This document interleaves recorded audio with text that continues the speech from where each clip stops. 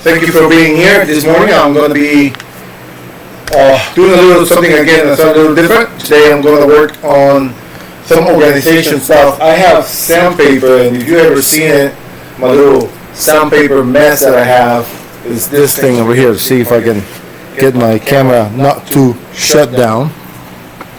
This is my mess that I have with sandpapers. They're all over.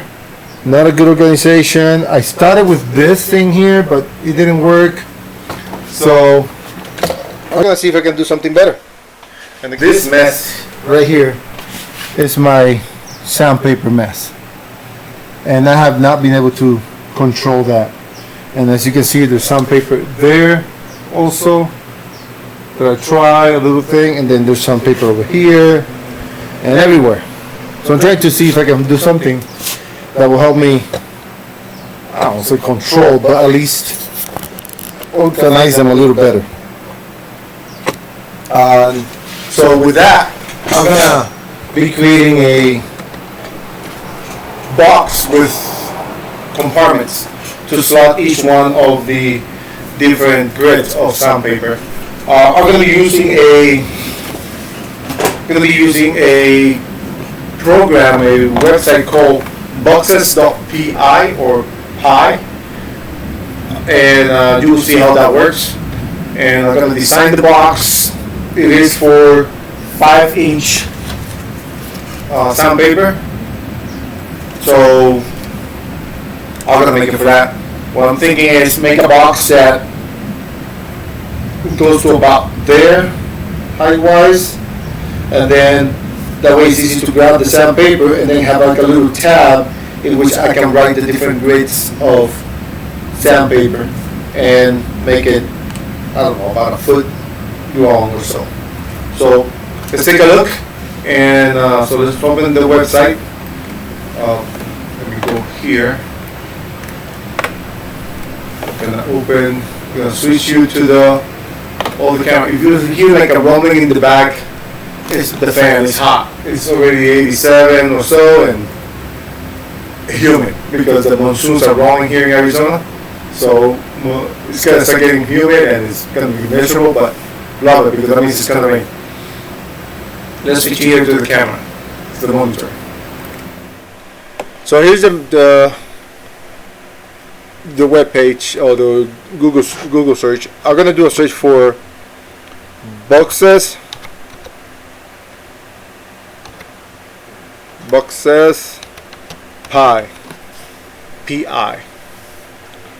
and it's gonna come. It's this very first one. The website is not Boxex.Py, but if you do a search for Boxex.Py, you'll find it. It's PY, I should say. So you click on it, and this is what the page looks like. What we're gonna look for, it's down at the bottom. There's all kind of boxes. I mean, like a regular box would be something like this, or that one. I've done a few of those. But what I'm looking specifically for, keep going down here, you can see all the different, they got the ones with flex size and all that. Not what I'm looking for today. It's this one, a type tray. And you can leave all that. I mean, these are here the main settings that are gonna work with. So first of all, we're gonna do we're not gonna do 3 sections. We're gonna do 1 section. So it's just one hole for the one type of sandpaper, deep wise, and then we're gonna put them all in a row. So, and we want those to be the one. It's got to be 100, and we're gonna use metric here. Sorry for those who hate metrics, but 5 inches is about 127 millimeters. So I'm gonna make it about 140, which is roughly 5.5. So we're gonna go 140 by 1. And then Y is how tall we're gonna make it. We're gonna make it 100, which is about 4 inches. And we're gonna do no, that's not. That's the separation between each slot. I'm gonna make those about 1 inch, which is 25. We're gonna make it 30 to make it a little, and we're gonna go make 10 for 10 different types of sandpaper. Okay.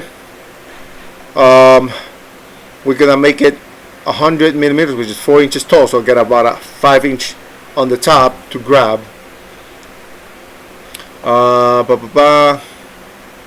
Okay, and these are all outside dimensions, so we're gonna change this to be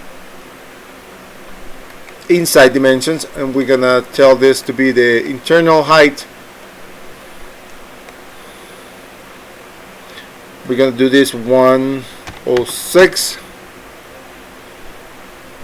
No, we're gonna make this 100 here, and then, and the reason is I want to be inside measurements, because if with the width, the thickness of the material, then it gets too small.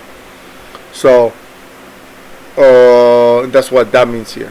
We're doing inside measurements. Then the next thing is here is the thickness of the material, and that measure is 6.21. Let's go 6.25, 22 thick. We're gonna do this in that SVG, and let's take a look. So here's each one is the space, and it's gonna get changed here pretty soon as soon as I click enter, because with the thickness of the material, bam, see there's bigger tabs, and that's what we're gonna be doing. That's the bottom, that's the front, these are the dividers here, the very back, and then here off to the side are the sides of the box. So the next thing we're gonna do, we're gonna go up here, we're gonna turn it to download, and it says type tray. Okay, so what I'm gonna do, I'm gonna open in Lightburn.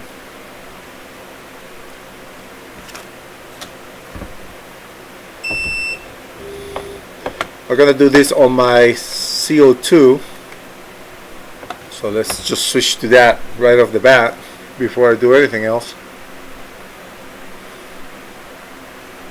There we go, switch. I like to go here and make sure that this is selected. Now I'm gonna call file, import, and I'm gonna pick this from my downloads, type tray, and these are all the parts. Okay, so let's start. We're gonna have to do some organization here. So first of all, that's one. I'm not gonna use this here, so let me ungroup those, get rid of this, and regroup it.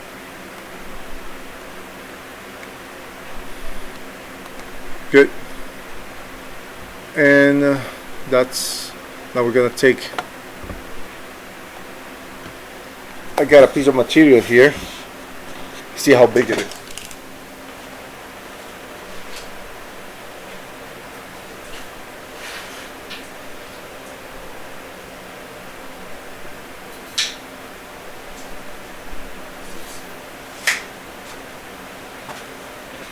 My piece of material is 500 by 670, so I just make a square that is 500 by 670. That's my material.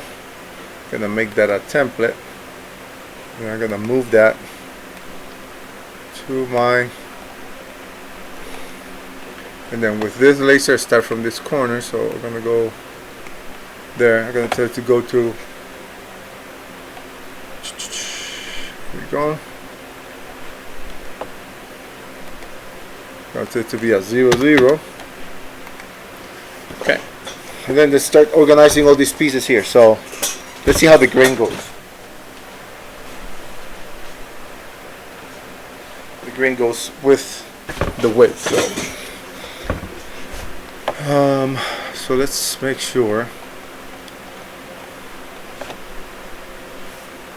Take this one here, place it, take the next one and place it.